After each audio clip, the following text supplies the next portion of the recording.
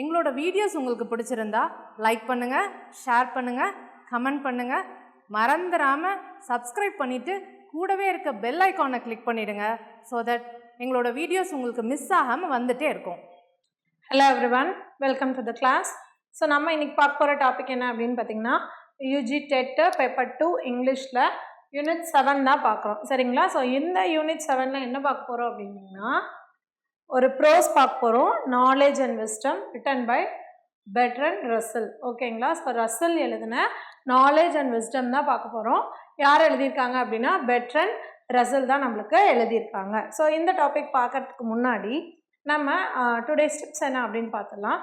So நம்மளோட English இந்த யூனிட்டை பொறுத்த வரைக்கும் என்ன அப்படின்னா, எல்லாருமே வேரியஸ் ரைட்டர்ஸாக இருப்பாங்க அப்படிங்கிறத பார்த்தோம். எந்த கண்ட்ரியை சேர்ந்தவங்களாக இருக்கலாம், எந்த ரிலீஜியனை சேர்ந்தவங்களாக இருக்கலாம், எப்படி வேணால் இருக்கலாம். ஆனால் அவங்களோட இது எல்லாமே என்ன ஆயிருக்கும் அப்படின்னா, நியரஸ்ட் 20th செஞ்சுரியில் ரொம்ப ஃபெமிலியராக இருக்கக்கூடியதோ, இல்லை இந்த 20th செஞ்சுரியோடைய அந்த ஜானரில் எழுதியிருக்கிற மாதிரி இருக்கக்கூடியவங்களாக இருப்பாங்க இல்லைங்களா? ஸோ அப்படி பார்க்கும்போது இதில் ரொம்ப கம்மியான ஆட்கள் மட்டும்தான் நம்மளுக்கு இருக்காங்க. ஸோ அதனால் நம்ம இவங்களுக்கான எல்லா ஒர்க்ஸுமே அவங்க எந்த டைமில் எழுதியிருக்காங்க, எந்த டைமில் பப்ளிஷ் ஆகிருக்கு அப்படிங்கிறத ரொம்ப நல்லா தெரிஞ்சுக்கணும். அதே சமயத்தில் தீம் என்ன அப்படிங்கிறத மட்டும் நம்ம நல்லா தெரிஞ்சுக்கணும். ஏன் அப்படின்னு பார்த்தீங்கன்னா, இதில் கொடுத்துருக்கக்கூடிய எல்லா டாப்பிக்லேயுமே அதனுடைய ஹெட்டிங்கில் இதில் எதை பற்றி சொல்ல போகிறாங்க அப்படிங்கிறது இருக்கும். இப்போ ப்ளஷர்ஸ் ஆஃப் இக்னரன்ஸாக இருக்கட்டும், இல்லை டாலரன்ஸாக இருக்கட்டும், ஆர் நாலேஜ் அண்ட் விஸ்டமாக இருக்கட்டும், இந்த மாதிரியான எந்த ப்ரோஸ் ஒர்க்காக இருந்தாலுமே அதில் என்ன சொல்ல போகிறாங்க அப்படிங்கிறது நம்மளோட ஹெட்டிங்லே இருக்கும். அதனால் நம்ம என்ன இந்த 10 டாபிக்ஸை பொறுத்த வரைக்கும் நம்ம என்ன நல்லா தெரிஞ்சுக்கணும் அப்படின்னா, இப்போ கேண்டிடா ப்ளேவே வச்சுக்கிட்டாலும் கேண்டிடா தான் அதில் மெயின் கேரக்டர் இல்லைங்களா? கேண்டிடாவோட நேச்சர் என்ன, கேண்டிடா எப்படிப்பட்டவங்க, எத்தனை வயசு, யாரோட ஒய்ஃபு, யார் அவங்கள லவ் பண்ணாங்க, ட்ரையாங்கிள் லவ் ஸ்டோரி யார் 3 பேருக்குள்ளே இருக்குது அப்படிங்கிற மாதிரி நிறைய விஷயங்களை நம்ம அந்த ஹெட்டிங் ஓரியன்டாக யார் இருக்காங்களோ அவங்கள பற்றி நம்ம நல்லா தெரிஞ்சுக்கணும். அதே சமயத்தில் ஆத்தர் ஒர்க்கு ரிட்டன் எப்போ, பப்ளிஷ் எப்போ, இதுவும் நம்ம நல்லா தெரிஞ்சுக்கணும். ஏன் அப்படின்னு பார்த்தீங்கன்னா, இதுதான் இந்த இடத்துல பயங்கர கன்ஃபியூஷனை நம்மளுக்கு கொடுக்கக்கூடியதாக இருக்கும். அதனால நம்ம ஒரு தடவைக்கு 2 தடவை நல்லா பார்த்துக்கிறது நம்மளுக்கு ரொம்ப நல்லது. ஸோ இந்த 7th யூனிட்டை பொறுத்த வரைக்கும் எந்த டாப்பிக்கோட ரிட்டர்னியர், பப்ளிஷியர், ஆத்தரு அண்ட் தென் தீம் இது 4 கேட்டாலும் நம்மளுக்கு கண்டிப்பாக நல்லா சொல்ல தெரியணும். ஸோ இதில் ஐரனி யூஸ் பண்ணியிருக்காங்களா, மெட்டஃபர் யூஸ் பண்ணியிருக்காங்களா, அல்லிட்ரேஷன்ஸ் நிறையா கொடுத்துருக்காங்களா, அந்த மாதிரி என்னென்னலாம் கேட்டிருக்காங்களோ அதெல்லாம் நம்ம பொயட்டிக் சம்திங் லிட்ரரி டிவைசஸை நம்ம கரெக்டாக நம்ம கண்டுபிடிச்சி வச்சுக்கணும். ஸோ இதெல்லாம் ப்ரோஸை பொறுத்த வரைக்கும் ரொம்ப ரொம்ப முக்கியம். ஓகேங்களா? So prose knowledge and wisdom written by Bertrand Russell இவங்கள தான் நம்ம பார்க்க போகிறோம். ஸோ நம்மளோட இது எப்போவுமே எப்படிங்க, first author introduction and then நம்மளுடைய சம்மரி பார்ப்போம் இல்லைங்களா? ஸோ இதுலேயே நம்மளுக்கு சொல்லியிருக்காங்க நாலேஜ் அண்டு விஸ்டம். நாலேஜ் அப்படின்னா அறிவு, விஸ்டம் அப்படின்னா ஞானம் அப்படிங்கிறது நம்மளுக்கு நல்லா தெரியும். ஸோ இந்த அறிவை பயன்படுத்தி ஞானத்தை எப்படி பெறுகிறோம், இல்லை அறிவுக்கும் ஞானத்துக்குமான வித்தியாசம் என்ன, அதை எப்படி இந்த காலத்தில் புரிஞ்சுக்கிறாங்க அப்படிங்கிறத சொல்லக்கூடியது தான் இந்த ப்ரோஸ் ஒர்க்கு. ஸோ கண்டிப்பாக ஒவ்வொரு பாயிண்ட்டுமே நம்மளுக்கு கேள்விகளாக வர வாய்ப்பு இருக்குது. ஸோ நம்ம என்ன பண்ணுறோம் அப்படின்னா, ஆத்தரோட இன்ட்ரடக்ஷன் பார்க்குறோம். ஆத்தருடைய ஃபுல் நேம் கண்டிப்பாக கேள்வியில் வரதுக்கு வாய்ப்பு இருக்குது. Bertrand Arthur William Russell. Bertrand Arthur William Russell, இதுதான் இவருடைய full name. Bertrand Arthur William Russell அப்படிங்கிறது நம்மளுடைய ரசலுடைய முழு பெயர் அப்படிங்கிறத பார்க்குறோம். ஸோ இவர் என்ன சொல்கிறாங்க அப்படின்னா, 3rd earl of Russell of Kingston Russell அப்படின்னு சொல்லி சொல்கிறாங்க. 3rd earl of Russell, 3rd earl of Russell, இதோட கிங்ஸ்டன் ரசலோட 3rd ஏர்ல் அப்படின்னு சொல்லி நம்மளுக்கு சொல்கிறாங்க. எப்போ பிறந்திருக்காரு அப்படின்னு பார்த்தீங்கன்னா, May 18, 1872 பிறந்திருக்காரு. May 18, 1872 பிறந்திருக்காரு. ட்ரெலக் அப்படிங்கிற இடத்துல மான்மவுத் ஷயர், வேல்ஸில் பிறந்திருக்காரு. ஸோ ட்ரெலக் அப்படிங்கிற இடத்துல மான்மவுத் ஷயர், வேல்ஸில் பிறந்திருக்காரு.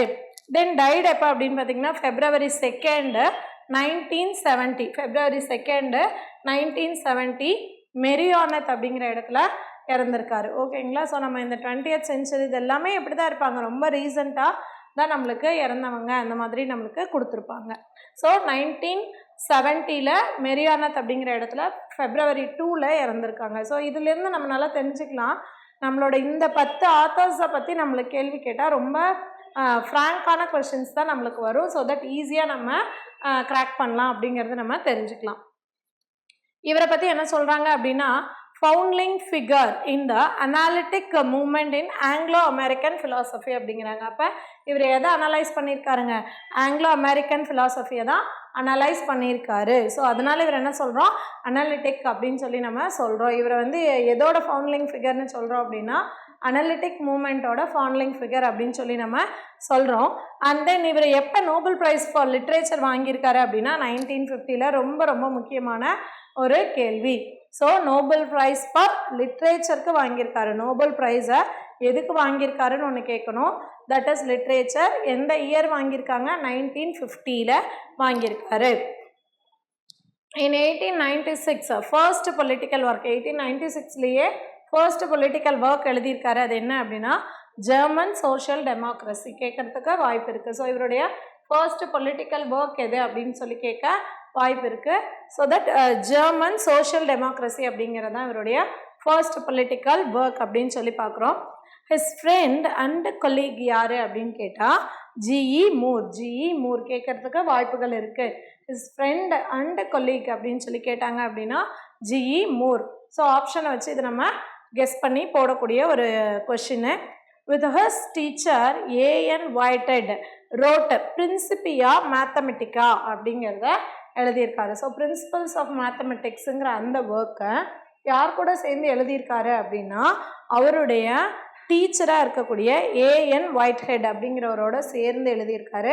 எத்தனை வருடங்கள் எழுதியிருக்காரு அப்படின்னா 1910 1913 வரைக்கும் அவர் எழுதியிருக்காரு அப்படிங்கிறத நம்ம பார்க்குறோம். ஸோ இதில் 2 கேள்விகள் கேட்க வாய்ப்பு இருக்குது. என்ன இருக்குன்னா, ஸோ பெர்ட்ரண்ட் ரசலோட டீச்சர் யார் அப்படின்னு சொல்லி கேட்கலாம் நமக்கு. அவங்க A.N. Whitehead. அண்ட் தென் என்ன ஒர்க்கை இவங்க எழுதினாங்க, எதை பற்றி எழுதினாங்க அப்படின்னா பிரின்சிபியா மேத்தமெட்டிக்கா அப்படிங்கிறதான் எழுதியிருக்காங்க. எந்த இயர் எழுதியிருக்காங்க? 1910 to 1913 வரைக்கும் எழுதியிருக்காங்க. ஸோ இதில் எதை பற்றி பேசுகிறாங்க அப்படின்னு ஒரு கேள்வி கேட்கலாம். ஸோ பிரின்சிபல்ஸ் ஆஃப் மேத்தமெட்டிக்ஸ் பற்றி அதில் பேசியிருக்காங்க அப்படிங்கிறது நம்மளுக்கு நல்லா தெரிஞ்சிருக்கணும். தென் ரசலோட ஆர்டிக்கல் என்ன ஆர்டிக்கல் அப்படின்னா ஆன் டினோட்டிங் அப்படிங்கிற ஆர்டிக்கல். ரசலுடைய ஆர்டிக்கல் ஆன் டினோட்டிங் அப்படிங்கிறது பெர்ட்ரண்ட் ரசலனுடைய ஆர்டிக்கல் ஆன் டினோட்டிங் அப்படிங்கிறது என்னவா சொல்கிறாங்க அப்படின்னா பாராஜிம் ஆஃப் ஃபிலாசபி அப்படின்னு சொல்லி சொல்கிறாங்க. பாராஜிம் ஆஃப் ஃபிலாசபி. ஸோ நம்ம முன்னாடியே பார்த்தோம். ஸோ அவர் என்ன பண்ணியிருக்காருங்க, நிறைய அனலிட்டிக் மூமெண்ட்டோட தான் சம்மந்தப்பட்டிருக்காரு. ஸோ அனலைசேஷன் நிறையா வந்து இவர் பண்ணியிருக்காரு. ஸோ அந்த மாதிரியான இவருடைய அனலைசேஷனில் ஒன்று தான் ஆன் டினோட்டிங் அப்படிங்கிற இந்த ஆர்டிக்கல். ஸோ இதை என்ன சொல்கிறோம் அப்படின்னா பாராஜிம் ஆஃப் ஃபிலாசபி அப்படிங்கிற ஃபிலாசபிக்கெல்லாம் ஒரு முன்னுதாரணம் அப்படின்னு சொல்லி நம்ம இதை சொல்கிறோம். தென் இவருடைய ஒர்க்ஸு, ஸோ நிறையா ஒர்க்ஸ் எழுதியிருக்காரு. ப்ரோஸ் ஒர்க் எழுதியிருக்காரு. அண்ட் தென் புக்ஸ் நிறையா இவர் எழுதியிருக்காரு. ஸோ அதெல்லாம் நம்ம பார்க்குறோம். 1912 ப்ராப்ளம்ஸ் ஆஃப் ஃபிலாசபி அப்படிங்கிறத எழுதுறாரு. என்ன எழுதுறாருங்க? 1912 ப்ராப்ளம்ஸ் ஆஃப் ஃபிலாசபி அப்படிங்கிறத எழுதுறாரு. அண்ட் தென் என்ன எழுதுறாரு அப்படின்னா the problems of logical atomism அப்படிங்கிறத எழுதியிருக்காரு. So the problems of logical atomism அப்படிங்கிறத எழுதியிருக்காரு. Then the analysis of mind அப்படிங்கிறத எழுதியிருக்காரு. Analysis of matter. And then இது எல்லாமே நம்மளுக்கு பார்த்தீங்க அப்படின்னா ஒர்க்ஸ், ப்ரோஸ் ஒர்க்ஸ், இது எல்லாமே வந்து புக் ஃபார்மில் நம்மளுக்கு எழுதியிருக்கிறது. பெரிய ஒர்க் அப்படின்னு சொல்லி நம்ம பார்க்குறோம். எஸ்ஏஸ்ன்னு பார்க்குறோம். என்னென்ன அப்படின்னா ஹிஸ்ட்ரி ஆஃப் வெஸ்டர்ன் ஃபிலாசபி ரொம்ப ரொம்ப முக்கியமான work. History of western philosophy யார் எழுதியிருக்காங்க அப்படின்னா Bertrand Russell. Then why I am not a Christian. Why I am not a Christian அப்படிங்கிறது. Then the conquest of happiness. The conquest of happiness. Then religion under science. Religion under science. Then the problems of philosophy. The problems of philosophy. இது எல்லாமே வந்து நம்மளுடைய ரசல்னுடைய மிக மிக முக்கியமான ஒரு work அப்படின்னு பார்க்குறோம். ஸோ 1912 எது பப்ளிஷ் ஆகிருக்கு அப்படின்னு பார்த்தீங்கன்னா த ப்ராப்ளம்ஸ் ஆஃப் ஃபிலாசபின்னு சொல்கிறோம். பாராஜிம் ஆஃப் ஃபிலாசபிங்கிறது எதை பற்றி சொல்கிறாங்க அப்படின்னா ஆன் டினோட்டிங் அப்படிங்கிற ஆர்டிக்கலை வந்து சொல்கிறாங்க. 1950 நோபல் ப்ரைஸ்க்கான லிட்ரேச்சர் வாங்குறாரு. மெரியானத் அப்படிங்கிற இடத்துல 1970 இறக்குறாரு. தென் வந்து வேல்ஸில் 1872 பிறக்கிறாரு. ஸோ தென் வந்து பெர்ட்ரண்ட் ஆர்தர் வில்லியம் ரசல் அப்படிங்கிறது இவருடைய ஃபுல் நேம். ஸோ இது எல்லாமே நம்மளுடைய ஆத்தர் இன்ட்ரடக்ஷனில் ரொம்ப ரொம்ப முக்கியமான கேள்விகளாக வரக்கூடியது. இதை தவிர்த்து வேறு ஏதாவது நம்மளுக்கு தெரியும்னாலும் நம்ம தாராளமாக இதோட இன்க்ளூட் பண்ணி எழுதிக்கலாம். ஸோ இப்போ ப்ரோஸ்க்கான சம்மரியை பார்க்கலாம். ஸோ நம்ம இப்போ இந்த நாலேஜ் அண்ட் விஸ்டம் அப்படிங்கிற ப்ரோஸ்க்கான சம்மரி தான் பார்க்குறோம். ஸோ இந்த சம்மரியை நம்ம எப்படி பார்க்குறோம் அப்படின்னா ஒவ்வொரு பாயிண்ட்டாக பார்க்குறோம். ஏன் அப்படின்னா இதில் கொடுத்துருக்கக்கூடிய ஒவ்வொரு விஷயமே ரொம்ப முக்கியமாக இருக்குது. ரொம்ப சின்ன ப்ரோஸ் தான், நம்மளுக்கு ரொம்ப சின்ன எஸ்ஸே தான். ஆனால் அந்த எஸ்ஸேல இருக்கக்கூடிய எல்லா பாயிண்ட்ஸுமே நம்மளுக்கு எப்படி வரத்துக்கு வாய்ப்பு இருக்குங்க, கேள்வியாக வரத்துக்கு வாய்ப்பு இருக்குது. அதனால் நம்ம இதை பாயிண்ட்டாக பார்க்க போகிறோம். ஓகேங்களா? ஸோ ஃபர்ஸ்ட் பாயிண்டில் என்ன பார்க்குறோம் அப்படின்னா 1956 தான் இது பப்ளிஷ் ஆகிருக்கு. எதில் பப்ளிஷ் ஆகிருக்கு அப்படின்னு பார்த்தீங்கன்னா portraits from memory and other essays அப்படிங்கிற ஒரு எஸ்ஸே கலெக்ஷனில் ஒன் ஆஃப் த எஸ்ஸேவாக தான் என்ன பப்ளிஷ் ஆகிருக்கு அப்படின்னு பார்த்தீங்கன்னா நாலேஜ் அண்ட் விஸ்டம். ஓகேங்களா? ஸோ அப்போ நாலேஜ் அண்ட் விஸ்டம் எப்போ பப்ளிஷ் ஆச்சு அப்படின்னு கேட்டால் 1956. எதில் பப்ளிஷ் ஆகிருக்கு அப்படின்னா portraits from memory and other essays அப்படிங்கிற ஒரு எஸ்ஸே கலெக்ஷனில் ஒன் ஆஃப் த எஸ்ஸேவா இந்த நாலேஜ் அண்ட் விஸ்டம் அப்படிங்கிற பெர்ட்ரண்ட் ரசல் எழுதின இந்த எஸ்ஸே வந்து நம்மளுக்கு பப்ளிஷ் ஆகிருக்கு. ஓகேங்களா?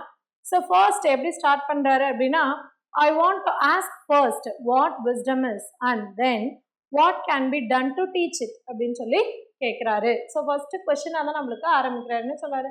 விஸ்டம்னு சொல்கிறோமே, விஸ்டம்னா என்ன, அதை எப்படி நம்ம கற்றுக்க முடியும், இல்லை எப்படி நம்ம கற்றுக் கொடுக்க முடியும் அப்படின்னு சொல்லி கேட்குறாரு. அதுதான் I want to ask first what wisdom is and then what can be done to teach it. நம்ம என்ன பண்ணணும், இந்த விஸ்டமை கற்றுக் கொடுக்க நம்ம என்ன பண்ணணும் அப்படிங்கிறது தான் சொல்கிறாங்க. ஒன்று எப்படி நம்ம விஸ்டமை அடையலாம், இல்லை எப்படி நம்ம மற்றவங்களுக்கு சொல்லலாம், இல்லை நம்ம என்ன பண்ணுனா இந்த விஸ்டமை மற்றவங்களுக்கு டீச் பண்ண முடியும் அப்படிங்கிற மாதிரி அவர் கேட்குறாரு. ஸோ இப்படி தான் வந்து நம்மளுக்கு எஸ்ஏவையே அவர் ஸ்டார்ட் பண்ணுறாரு. தென் பார்த்தீங்கன்னா several factors that contribute to wisdom. இந்த விஸ்டம் அப்படிங்கிற இந்த விஷயம், ஞானம் அப்படிங்கிற இந்த விஷயத்த நம்ம அடையிறதுக்கு நிறைய விஷயங்கள் வந்து என்ன பண்ணுது, துணைன்னு இருக்குது அப்படின்னு சொல்லி அவரே சொல்கிறாரு. என்ன சொல்கிறாரு, முதல்ல விஸ்டம்னா என்னங்க, நாலேஜ் அண்ட் விஸ்டம்னு பார்க்குறோம். இதில் விஸ்டம்னா என்ன, விஸ்டம் ஒருத்தவங்களுக்கு கிடைக்கணும்னா நம்ம என்ன பண்ணணும், இல்லை அவங்க என்ன பண்ணணும் அப்படிங்கிற மாதிரி கேட்குறாரு. கேட்டுட்டு அவரே என்ன சொல்கிறாரு அப்படின்னா இந்த விஸ்டம் அப்படிங்கிறத நம்ம நிறைய ஃபேக்டர்ஸ் மூலியமா தெரிஞ்சுக்கலாம். இந்த விஸ்டம் அப்படிங்கிறத என்ன பண்ணலாம், நம்ம நிறைய ஃபேக்டர்ஸ் மூலியமா தெரிஞ்சுக்கலாம். இந்த விஸ்டமை ஒருத்தவங்க அடையிறதுக்கு, இந்த ஞானத்தை ஒருத்தவங்க அடையிறதுக்கு நிறைய காரணிகள் இருக்குது அப்படின்னு சொல்லி சொல்கிறாங்க. அப்படி என்னென்னலாம் காரணிகளாக இருக்குது அப்படின்னு சொல்கிறாங்கன்னு பார்த்தீங்கன்னா ஃபஸ்ட்டு சென்ஸ் ஆஃப் ப்ரொபோர்ஷன் அப்படின்னு சொல்லி சொல்கிறாங்க. ஃபர்ஸ்ட்டாக எதை எடுத்துக்கிறாங்கங்க, சென்ஸ் ஆஃப் ப்ரொபோர்ஷன் அப்படின்னு சொல்கிறாங்க. அதாவது ஒரு விஷயம், ஒரு பிரச்சனையோ இல்லை ஒரு விஷயமோ ஏதோ ஒன்றா இருந்தாலும் அதை நம்ம எப்படி அனலைஸ் பண்ணணும் அப்படின்னு சொல்லி சொல்கிறாங்க. எப்படி அனலைஸ் பண்ணணுமா, the capacity to take account of all the important factors in a problem. ஒரு ப்ராப்ளம்ல இருக்கக்கூடிய எல்லா முக்கியமான கருத்துக்களையும் நம்ம எடுத்துக்கணும். ரெண்டாவது to attach to each its due weight. ஒவ்வொரு காரணங்களும் ஒவ்வொரு காரணிகளும் எந்த அளவு முக்கியமானது அப்படிங்கிறத நம்ம எடுத்து பார்க்கணும். ஒரு விஷயத்த ஃபுல்லாக முழுமையாக நம்ம என்ன பண்ணி பார்க்கணுங்க, முழு பரந்த ஒரு கண்ணோட்டத்தோட நம்ம பார்க்கணும். அப்படி முழுமையாக பார்க்கக்கூடிய அந்த விஷயம் இருக்கு இல்லைங்களா, ஒரு பிரச்சனையாக இருக்கட்டும், ஒரு விஷயமா இருக்கட்டும், அந்த முழுசாக பார்க்கக்கூடிய அதில் ஒவ்வொரு காரணங்களும் வந்து எந்த அளவு முக்கியமானது அப்படிங்கிறத நம்ம பார்க்கணும். இப்போ வெறுமனே அறிவு அப்படின்னு வச்சுக்கோங்களேன், அந்த அறிவு நம்மளுக்கு கிடைக்குது அப்படின்னா இப்போ குழந்தை ஒவ்வொன்றா கற்றுக்குதுன்னு வச்சுக்கலாம். ஒரு குழந்தை ஒவ்வொரு விஷயத்தையா கற்றுக்குது அப்படின்னு வச்சுக்கலாம். இப்போ ஒரு குழந்தை வந்து ஒரு தீப்பெட்டியில் தீக்குச்சியை உரசி பற்ற வைக்க கற்றுக்குறாங்க அப்படி வச்சுக்கலாம். அப்போ அந்த குழந்தைக்கு அந்த தீப்பெட்டியில் இருக்க குச்சி எடுத்து தீப்பெட்டியை உரசுனா நெருப்பு வரும் அப்படிங்கிறது நாலேஜ், அறிவு. சரிங்களா? அப்போ இதில் நெருப்பு வரும், இது நம்மளையும் சுடும், மற்றவங்களையும் அது பாதிக்கும் அப்படின்னு சொல்லி தெரிஞ்சுக்கிறது தான் என்னதுங்க, நாலேஜ் அப்படின்னு சொல்லி விஸ்டம் அப்படிங்கிறத நம்ம சொல்கிறோம். நாலேஜ் அப்படிங்கிறது அதை பற்றிய ஒரு அறிவு. என்ன அறிவு, இந்த குச்சியை எடுத்து அந்த தீப்பெட்டியில் பற்ற வச்சோம் அப்படின்னா நெருப்பு வரும் அப்படிங்கிறது அறிவு. ஆனால் அந்த நெருப்புனால என்னென்ன நன்மைகள் இருக்குது, என்னென்ன தீமைகள் இருக்குது, இது அந்த குழந்தைக்கு எப்படி பயன்படும், பெரியவங்களுக்கு எப்படி பயன்படும்ன்ற ஒரு முழுமையான அறிவு, அதனுடைய சாதக பாதகங்கள்லாம் தெரிஞ்சுக்கிறது தான் என்னன்னு சொல்றோம், நம்ம விஸ்டம்னு சொல்றோம். இதே பெரியவங்களா ஆகும்போது அவங்களுக்கு அந்த நெருப்பு பற்றின ஞானம் கிடைக்குது அப்படின்னா அவங்க என்ன பண்ணியிருப்பாங்க, அதை சரியா பயன்படுத்துவாங்க. இதே ஒரு பெரியவங்களா இருந்தா கூட அவங்களுக்கு சரியான அறிவு முதிர்ச்சி இல்லை அப்படின்னு வச்சுக்கோங்க, மென்டலி கொஞ்சம் குறைபாடு இருக்கவங்க அப்படின்னு வச்சுக்கோங்க, அவங்க என்ன பண்ணுவாங்கங்க, அந்த குழந்தைக்கு என்ன தெரிஞ்சுதோ அதே தான் அவங்களுக்கும் தெரிஞ்சிருக்கும். அதனால அவங்களுக்கு என்ன தெரியாதுங்க, அவங்களுக்கு விஸ்டம் இருக்கு அப்படின்னு நம்ம சொல்ல முடியாது. So it's not differ on ஏஜஸை பொறுத்து இது வந்து கணக்கிடப்படுவதில்லை. அதை பற்றிய ஞானத்தை பற்றிய கணக்கீடு அப்படின்னு சொல்லி பார்க்குறோம். ஒரு விஷயம் நம்மளுக்கு தெரியும் போது அது நாலேஜு, அதை முழுமையாக நம்ம ஆராய்ந்து பார்த்து அதன்படி செயல்பட்டோம் அப்படின்னா அதை ஞானம்னு நம்ம சொல்கிறோம் அப்படிங்கிறது தான் இங்கே நம்மளுக்கு சொல்கிறாங்க. அதான் put first a sense of proportion அப்படின்னு சொல்கிறாங்க. The capacity to take account of all the important factors in a problem and to attach to each its due weight அப்படின்னு சொல்லி சொல்கிறாங்க. இதுதான் ஃபர்ஸ்டாக, அதாவது நிறைய ஃபேக்டர்ஸ், ஞானத்துக்கான நிறைய ஃபேக்டர்ஸ், விஸ்டம்கான நிறைய ஃபேக்டர்ஸில் one of the first factor என்ன அப்படின்னு பார்த்தீங்கன்னா that is sense of proportion.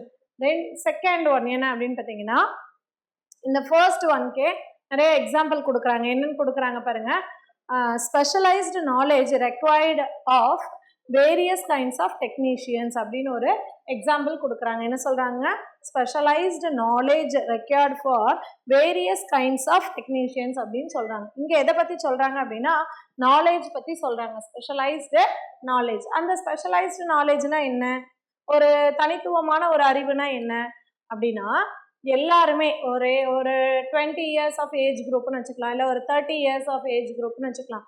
அந்த 30 இயர்ஸ் ஆஃப் ஏஜ் குரூப்பில் இருக்க எல்லாருமே டாக்டர்ஸாக இருக்க மாட்டாங்க, எல்லாருமே இன்ஜினியர்ஸாக இருக்க மாட்டாங்க, எல்லாருமே மினிஸ்டர்ஸாக இருக்க மாட்டாங்க, எல்லாருமே டீச்சர்ஸாக இருக்க மாட்டாங்க, இல்லைங்களா? ஸோ யார் டீச் பண்ணுறாங்களோ அவங்க டீச்சராக இருப்பாங்க, யார் ட்ரீட் பண்ணுறாங்களோ அவங்க டாக்டராக இருப்பாங்க, யார் இன்ஜினியரிங் ஒர்க் பண்ணுறாங்களோ அவங்க இன்ஜினியராக இருப்பாங்க. இப்போ இவங்க 3 பேரை நம்ம பார்க்கும்போது டீச்சருக்கான ஒர்க்கை ஒரு டாக்டர் செய்ய முடியுங்களா? முடியாது. ஒரு டாக்டருக்கான ஒர்க்கை ஒரு இன்ஜினியர் செய்ய முடியுமா? முடியாது. ஒரு இன்ஜினியருக்கான ஒர்க்கை டீச்சர் போய் செய்ய முடியுமா அப்படின்னா முடியாது. ஸோ ஒரு குறிப்பிட்ட வேலைகளை செய்வதற்கு ஒரு குறிப்பிட்ட அறிவானது நம்மளுக்கு தேவைப்படுது அப்படிங்கிறது தான் இங்கே சொல்கிறாங்க. புரியுதுங்களா? So specialised knowledge record of various kinds of technicians. So that டெக்னீஷியன்ஸ்ன்னு இவங்கள சொல்கிறோம் நம்ம. யாருங்க? இந்த மாதிரியான ப்ரொஃபஷனல் பேஸ்டு நாலேஜ் வச்சுருக்கக்கூடியவங்களெல்லாம் நம்ம என்ன சொல்கிறோம் அப்படின்னா டெக்னீஷியன்ஸ்னு சொல்கிறோம். சரிங்களா? ஸோ இதுக்கு ஒரு எக்ஸாம்பிளும் நம்மளுக்கு சொல்லியிருக்காங்க. ஒன்லி நாலேஜை மட்டும் வச்சுக்கிட்டு நம்ம என்ன பண்ண முடியாதுங்க, ஈவனாக ஒரு பெஸ்ட் டெக்னீஷியனாக இருந்தால் கூட that is not enough for a knowledge, that is only completed by the wisdom அப்படின்னு சொல்லி சொல்கிறாங்க. எப்படி சொல்கிறாங்கன்னா, ஒரு டாக்டர் இல்லை ஒரு சயின்டிஸ்ட் இருக்காருன்னு வைங்க, ரொம்ப பெரிய நோய், இப்போ நம்மளோட கொரோனாலாம் வருது இல்லைங்களா, இப்போ கொரோனா வருது, அதை விட்டுறலாம். இதுக்கு முன்னாடி பார்த்தீங்க அப்படின்னா இன்ஃபேண்ட் டெத்து, சைல்டு டெத்து அப்படிங்கிறது நிறையா இருந்தது. குழந்தைங்களுக்கு இந்த மலேரியா, காலரா, அம்மை இந்த மாதிரியான நோய்கள்லாம் வந்தது இல்லைங்களா? ஸோ அந்த மாதிரியான காலகட்டத்தில் நிறைய குழந்தைகள் வந்து இந்த நோயினால் என்ன பண்ணிடுறாங்க, இறந்துக்கிட்டே இருக்காங்க. அப்படி இருக்கக்கூடிய சுச்சுவேஷனில் ஒரு சயின்டிஸ்ட் என்ன நினைக்கிறாரு அப்படின்னு வச்சுக்கோங்க, அவர் வந்து இதுக்கு நம்ம ஒரு பர்ஃபெக்ட் மெடிசனை, இதை ஸ்டாப் பண்ண ஒரு மெடிசன் நம்ம கண்டுபிடிக்கணும் அப்படின்னு சொல்லி கண்டுபிடிக்கிறாங்க. கண்டுபிடிச்சு அதை வந்து எல்லா குழந்தைங்களுக்கும் கொடுக்குறாங்க. அதனால் நிறைய குழந்தைகள் என்ன பண்ணுறாங்க, உயிர் வாழ ஆரம்பிக்கிறாங்க. சரி, இது ஒரு வகை. அப்படி இருக்கும்போது என்ன ஆகும் அப்படின்னு பார்த்தீங்கன்னா, இப்போ இவங்க வந்து மருந்தை கண்டுபிடிச்சிடுறாங்க, கண்டுபிடிச்சி குழந்தைங்களுக்கு கொடுக்குறாங்க, மக்களுக்கு கொடுக்குறாங்க, டெத் ரேட்டு குறையுது. அப்படிங்கிறப்ப எது அதிகமாகுங்க, பர்த் ரேட்டை ரைஸ் அப் ஆகிட்டே இருக்கும். பீப்புளோட பாப்புலேஷன் அப்படிங்கிறத ரைஸ் அப் ஆகிட்டே இருக்கும். அப்படி ரைஸ் அப் ஆகக்கூடிய அந்த சுச்சுவேஷனில் என்ன ஆகும் அப்படின்னா, அந்த பீப்புளோட அந்த நீட் அப்படிங்கிறது அதிகமாக ஆரம்பிச்சிடும். இப்போ ஒரு ஒரு 1 kg ஆஃப் ரைஸ் வந்து ஒரு 2 people or 3 peopleக்கு ஈக்குவல் அப்படிங்கிறப்ப ஒரு 10 பேர் அந்த இடத்துல அந்த 1 kg ரைஸ்க்கு வந்து பார்கெயின் பண்ணாங்க அப்படின்னா என்ன ஆகுங்க, அங்கே ஒரு பற்றாக்குறை அப்படிங்கிறது ஏற்படும். 10 பேருக்கு அந்த ரைஸ் பத்தாது, ஆனால் 10 பேருக்கு அது தேவைப்படுது. அப்போ எங்கே அதிகமாகுது, பாப்புலேஷன் அதிகமாகுது, ஆனால் ப்ரொடக்ஷன் அதே ஸ்டேஜில் தான் இருக்குது. அப்படிங்கிறப்ப இங்கே என்ன ஆகும் அப்படின்னு பார்த்தீங்கன்னா, அவங்களோட லைஃப் இருக்கு இல்லைங்களா, லைஃப் அது வந்து அப்படியே என்ன ஆகிடும், குறைஞ்சிடும். டெஸ்ட்ராயிங் த ஹியூமன் லைஃப் அது அப்படியே என்ன பண்ணிடும், குறைச்சிடும் இல்லை அழிச்சிடும் அப்படின்னு சொல்லி சொல்கிறாங்க. இல்லை அப்படின்னா என்ன ஆகும் அப்படின்னா, அந்த ஸ்டாண்டர்ட் ஆஃப் லைஃப் இருக்கு இல்லைங்களா, அது வந்து ரொம்ப லோவராக போயிடும். 2 காரணங்கள் வந்து இங்கே சொல்கிறாங்க. ஒன்று வந்து லைஃபே டெஸ்ட்ராய் ஆகிடும், இல்லைன்னா லைஃப் ஸ்டாண்டர்ட் வந்து என்ன ஆகிடும், லோவர் ஆகிடும் அப்படின்னு சொல்லி சொல்கிறாங்க. ஸோ இப்போ இது ஒன்லி நாலேஜ் பீப்புள் செய்கிறது. இதே விஸ்டம் பீப்புள் என்ன பண்ணுவாங்க அப்படின்னா, இப்போ இங்கே என்ன தேவை, ஒரு இன்ஃபேண்ட் டெத்தை குறைக்கிறதுக்கான ஒரு மெடிசன் தேவை அப்படிங்கும் போதே அதுக்கான ப்ராசஸை ஸ்டார்ட் பண்ணும் போதே என்ன பண்ணிடுவாங்க அப்படின்னா, இந்த மாதிரி நாங்கள் என்ன பண்ணுறோம், இந்த இன்ஃபேண்ட் டெத்தை குறைக்கிறதுக்காக நாங்கள் வந்து ப்ராசஸ் ஸ்டார்ட் பண்ணுறோம் அப்படிங்கிறத அது சார்ந்த மக்களை சார்ந்த மற்ற நிறுவனங்களுக்கும் அவங்க என்ன பண்ணிடுவாங்க அப்படின்னா சொல்லிடுவாங்க. ஆஸ் பர் த கவர்மெண்ட் கிட்ட அவங்க சொல்லிடுறாங்க. என்ன சொல்கிறாங்க, கவர்மெண்ட் கிட்ட இந்த மாதிரி நாங்கள் இந்த டெத் ரேட்டை குறைக்க ஒரு ஃபார்முலா கண்டுபிடிக்க போகிறோம், இப்படி இந்த ஃபார்முலாவை நாங்கள் கண்டுபிடிச்சோம் அப்படின்னா கண்டிப்பாக டெத் ரேட்டு குறைஞ்சிடும், அப்போ பாப்புலேஷன் அதிகமாகிடும், அதுக்கான எல்லா முன்னேற்பாடுகளையும் நீங்கள் செஞ்சுக்கங்க அப்படிங்கிற ஒரு அனௌன்ஸ்மெண்ட்டை கவர்மெண்ட்டுக்கு கொடுத்துட்டு அதே போல் மருந்தை கண்டுபிடிச்சிடுறாங்க. அப்படி மருந்தை கண்டுபிடிக்கிற அவங்க என்ன பண்ணுவாங்க அப்படின்னா, அதை ப்ராப்பராக டெஸ்ட் பண்ணி அதை மக்களுக்கு கொடுக்குறாங்க. So at the same time என்ன ஆகுது அப்படின்னா, கவர்மெண்ட் இப்போ இந்த மருந்தை கண்டுபிடிக்கிற ப்ராசஸ் அவங்க நோட் பண்ணிகிட்டே இருக்கனால ப்ராசஸ் வந்து கம்ப்ளீட் ஆகக்கூடிய டைமில் அதுக்கான கான்சிக்வன்சஸ் எல்லாம் என்னென்ன நடக்குமோ அதை கவர்மெண்ட் என்ன பண்ணுங்க, அனலைஸ் பண்ணி அதுக்கான ப்ரிப்ரேஷன் ஒர்க் எல்லாம் பண்ணி வச்சுருப்பாங்க. அப்படிங்கிறப்ப என்ன பண்ணிடுவாங்க, இவங்க அக்ரிகல்ச்சராக இருக்கட்டும், ட்ரேடாக இருக்கட்டும், எக்கனாமியாக இருக்கட்டும், எல்லாத்தையுமே இவங்க கொஞ்சம் ரைஸ் அப் பண்ணி வச்சுருப்பாங்க. ஸோ அப்படிங்கிறப்ப இந்த மருந்தை நம்ம சொசைட்டியில் விடுறோம், இல்லை மார்க்கெட்டில் விடுறோம், மக்கள் வந்து பயன்பாட்டுக்கு விடுறோம் அப்படிங்கிறப்ப பயன்படுத்துவாங்க. அஸ் வெல் அஸ் நம்மளுக்கு பர்த் ரேட்டு பாப்புலேஷன் அதிகமாகிறதுக்கு ஏற்ற மாதிரி அதை ஓரளவுக்கு ஈக்குவலைஸ் பண்ணுற மாதிரி இங்கேயும் என்ன ஆகும் அப்படின்னா அவங்களோட அந்த தேவைகளும் வந்து நிறைவேற்றப்படும். அப்போ வந்து அவங்களோட லைஃப் ஸ்டைல் லோவர் ஆகுமா அப்படின்னா இருக்காது, ஓரளவுக்கு என்ன பண்ண முடியும் அப்படின்னா மேனேஜ் பண்ண முடியும்.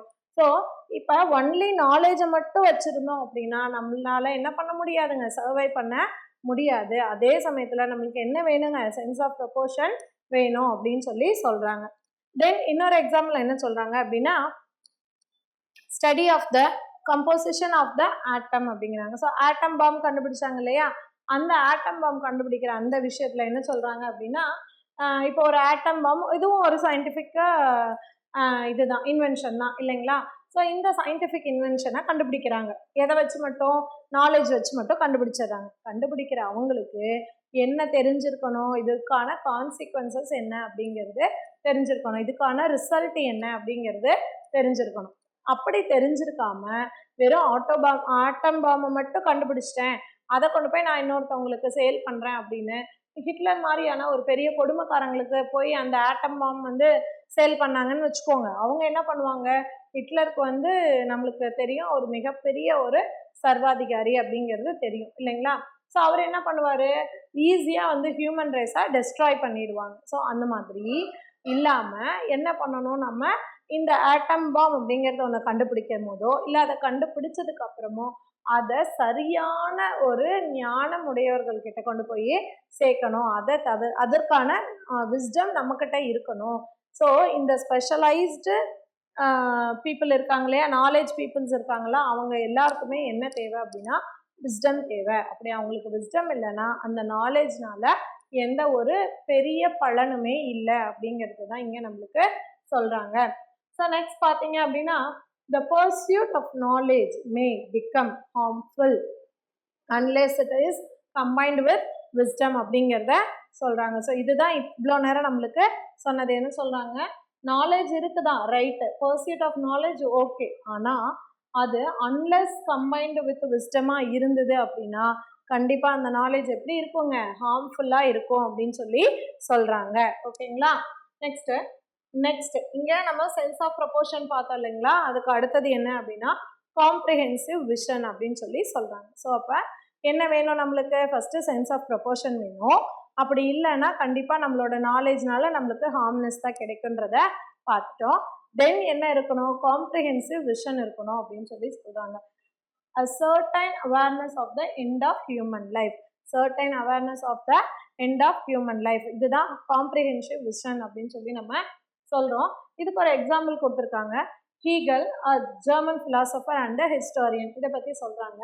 ஸோ நம்மளுக்கு இந்த விஸ்டம் கிடைக்கணும் அப்படின்னா என்ன தேவை அப்படின்னா கண்டிப்பாக ஹிஸ்ட்ரி பற்றின நாலேஜ் தேவை அப்படின்னு சொல்லி சொல்கிறாங்க. இதை எதுலேருந்து தெரிஞ்சுக்கிறாங்க அப்படின்னா ஹீகலோட இந்த ஒர்க்லேருந்து தெரிஞ்சுக்கிறாங்க. ஸோ இவர் என்ன பண்ணுறாரு அப்படின்னா 400 ADயிலிருந்தே ஹிஸ்ட்ரியை வந்து ஃபுல்லாக அனலைஸ் பண்ணி ஒரு பெரிய ஒரு ஒர்க் வந்து இவர் எழுதுறாரு. யாருங்க, நம்மளோட ஹீகல். ஸோ அவர் அதில் என்ன சொல்லியிருக்காரு அப்படின்னா ஹிஸ்ட்ரி வந்து ஃபிலாசபி ஆஃப் ஹிஸ்ட்ரி அப்படிங்கிறது ரொம்ப ரொம்ப முக்கியம். ஆனால் நம்ம என்ன பண்ணக்கூடாது, அப்படி ஒரு ஹிஸ்ட்ரியை எழுதும் போது ஒரு பக்கமாக எழுதிடவே கூடாது. ஒரு பெரிய பரந்த விஷன் வந்து நம்மளுக்கு வேணும். நம்ம ஞானமாக இருக்கணும்னா நம்மளுக்கு காம்ப்ரிஹென்சிவ் விஷன் வேணும். அந்த காம்ப்ரிஹென்சிவ் விஷன்னா எது அப்படின்னு பார்த்தீங்கன்னா ஒரு பரந்த ஒரு நோக்கம் அப்படின்னு சொல்லி சொல்லலாம். ஒரு பரந்த பார்வை வேணும். ஒரு சாராமல் நம்ம என்ன பண்ணிடக்கூடாது, எழுதிடக்கூடாது. இப்போ நான் இந்தியாவை பற்றி எழுதுறேன் அப்படின்னா இந்தியாவுடைய ஆரம்பத்து சிந்து சமவெளி நாகரிகத்திலிருந்து இப்போ வரைக்கும் நான் வந்து ஹிஸ்ட்ரி அனலைஸ் பண்ணி எழுதுறேன் அப்படின்னு வச்சுக்கோங்க. அப்படி ஹிஸ்ட்ரி அனலைஸ் பண்ணி எழுதும் போது அதில் எந்த ஒரு இதுவுமே செஞ்சிடக்கூடாது. என்ன சொல்லக்கூடாது, ஒரு சாரமாக வெறும் நன்மைகளை மட்டும்தான் சொல்லுவேன். ஒன்லி வந்து அதாவது நன்மைகளை மட்டுமே தான் சொல்லுவேன். நான் வந்து அதோட பேன் எதுவுமே சொல்ல மாட்டேன் அப்படின்னு நம்ம சொல்லக்கூடாது. எதெல்லாம் ரைட்டியஸ் இருந்ததோ அதெல்லாமோ, எதெல்லாம் தப்பாக இருக்கோ அதெல்லாம் தப்பானதாகவும் நம்ம எழுதணும். அதே சமயத்தில் நம்ம என்ன பண்ணிடக்கூடாது, நம்மளுடைய நாட்டை அங்கே சொல்கிற மாதிரியும் எழுதிடக்கூடாது. ஏன் அப்படின்னா இதை நம்ம மட்டும் படிக்க மாட்டோம். ஒரு ஒர்க்கு அப்படிங்கிறது நான் இந்தியாவை பற்றி எழுதுகிறேன் அப்படின்னா இந்தியாவில் இருக்கவங்க மட்டும் அந்த ஒர்க்கை படிப்பாங்களா அப்படின்னா இல்லை, ஆல் ஓவர் த வேர்ல்டு பூராமே படிப்பாங்க. ஸோ இப்போ இந்தியாவில் இருக்க பீப்புள் எப்படி இருக்காங்கன்றத அப்படியே நான் எழுதணும். இல்லை அப்படின்னா நான் வந்து இந்தியாவில் இருக்கவங்களாம் ரொம்ப படிப்பாளிங்க, ரொம்ப அறிவாளிங்க, ரொம்ப திறமையானவங்க, ரொம்ப வந்து புத்திசாலிங்க, நிறைய கண்டுபிடிச்சிருக்காங்க, இப்படி பண்ணியிருக்காங்க அப்படி பண்ணியிருக்காங்கன்னு ரொம்பவும் ஒரு சாரா புகழ்ந்தே எழுதிட்டேன் அப்படின்னா அதை படிக்கிறவங்களுக்கு அது என்ன தோணும் அப்படின்னா இது கண்டிப்பாக உண்மை இல்லை அப்படிங்கிற மாதிரியான ஒரு பார்வையை வந்து உண்டாக்கிடும் இல்லைங்களா. ஸோ அப்படி இருக்கும்போது நம்ம என்ன பண்ணக்கூடாது, இருக்கிறத இருக்கிற மாதிரியே எழுதணும். அப்போ நம்மளுக்கு என்ன இருக்கணும், நம்மளோட தனிப்பட்ட எண்ணங்கள் இல்லாமல் பொதுவான ஒரு எண்ணம் இருந்தால் மட்டும்தான் நம்மளால் என்ன பண்ண முடியும் அப்படின்னா அதை தெளிவாக நம்மளால் எழுத முடியும் அப்படின்னு சொல்கிறாங்க. அதுக்கு தான் என்ன சொல்கிறாங்க அப்படின்னா did not suffer from any lack of comprehensiveness. Comprehensiveness கொஞ்சம் கூட குறையவே கூடாது நீங்கள் எழுதுறதுல, அதில் எந்த ஒரு லேகிங்கும் இருக்கக்கூடாது அப்படின்னு சொல்லி சொல்கிறாங்க. Comprehensiveness that constitute wisdom to include not only intellect but also feeling. இந்த காம்ப்ரிஹென்சிவ்னஸ் எதோட தொடர்புடையதுங்க, இன்டலெக்டோட மட்டும் தொடர்புடையது இல்லை, ஃபீலிங்ஸோடையும் தொடர்புடையது அப்படின்னு சொல்லி சொல்கிறாரு. அதுதான் நான் என்னுடைய நாடு என்னுடைய மக்கள் அப்படின்னு நான் என்னுடைய சார்ந்து நான் அதை எழுதிட்டேன் அப்படின்னா வேர்ல்டு ஃபுல்லாக இருக்கவங்க படிக்கும் போது என்ன நினைப்பாங்கங்க பாருங்க, அவங்க நாட்டை மட்டும் பெருமையாக எழுதிட்டாங்க அப்படிங்கிற மாதிரி அந்த ஃபீலிங்கையும் அது உண்டாக்கும். ஸோ இந்த காம்ப்ரிஹென்சிவ்னஸ் அப்படிங்கிறது எதோட தொடர்புடையது, இன்டலெக்ட் ப்ளஸ் ஃபீலிங் அப்படின்னு சொல்லி சொல்கிறாங்க. தென் இந்த காம்ப்ரிஹென்சிவ்னஸ் அப்படிங்கிறதோ இல்லை இந்த விஸ்டம் அப்படிங்கிறதோ எப்படிப்பட்டது அப்படின்னா it is not only in public ways. Comprehensiveness முடிஞ்சிச்சு, இப்போ பார்க்குறது விஸ்டம்காக. விஸ்டமை பற்றி என்ன சொல்கிறாங்க அப்படின்னா இது பப்ளிக் வேஸ்க்கு மட்டும் பொருந்தாது, but in private life equally that wisdom is needed அப்படின்னு சொல்லி சொல்கிறாங்க. நீங்கள் ஞானமாக இருக்கிறது பொது வாழ்க்கையில் மட்டும் பொதுவான விஷயங்களில் மட்டும் இருக்கிறது இல்லை, ப்ரைவேட் லைஃப்லேயும் உங்களுக்கு இந்த விஸ்டம் அப்படிங்கிறது தேவை அப்படின்னு சொல்கிறாங்க. It is needed in the choice of ends to be pursued and in emancipation from personal prejudice அப்படின்னு சொல்லி சொல்கிறாங்க. அதாவது இந்த விஸ்டம் அப்படிங்கிறது நம்ம இது வரைக்கும் என்ன பார்த்தோம், ஜென்ரலாக பார்க்கணும், பொதுவாக பார்க்கணும், நிறைய பார்க்கணும், ஆழ்ந்து பார்க்கணும் அப்படின்லாம் நம்ம சொன்னோம் விஸ்டம்க்கு. ஆனால் இந்த விஸ்டம் எல்லாமே பப்ளிக் அஃபேர்ஸ்க்கு மட்டும்தான் இருக்கா அப்படின்னா இல்லை, நம்மளோட ப்ரைவேட் அஃபேர்ஸ்க்குமே இருக்குது. ஸோ இப்போ சொல்லுவாங்க, நம்மளுக்கு என்ன சொல்லுவாங்க, வீடு நல்லா இருந்தால் தான் நாடு நல்லாயிருக்கும் அப்படின்னு சொல்லுவாங்க இல்லையா? அந்த மாதிரி ப்ரைவேட்டாக நீங்கள் உங்களோட விஸ்டம் வந்து நல்லா இருந்தது, நீங்கள் ஞானத்தோடு இருந்தீங்க, நல்ல அறிவாளியாக, நல்ல புத்திசாலியாக, அதே சமயத்தில் ஞானத்தோடு இருந்தீங்கன்னா தான் உங்களால் இந்த வேர்ல்டுக்கு நன்மைகள் கிடைக்கும் அப்படின்னு சொல்கிறாங்க. மீதி பாயிண்ட்ஸ் நம்ம பார்க்கலாம்.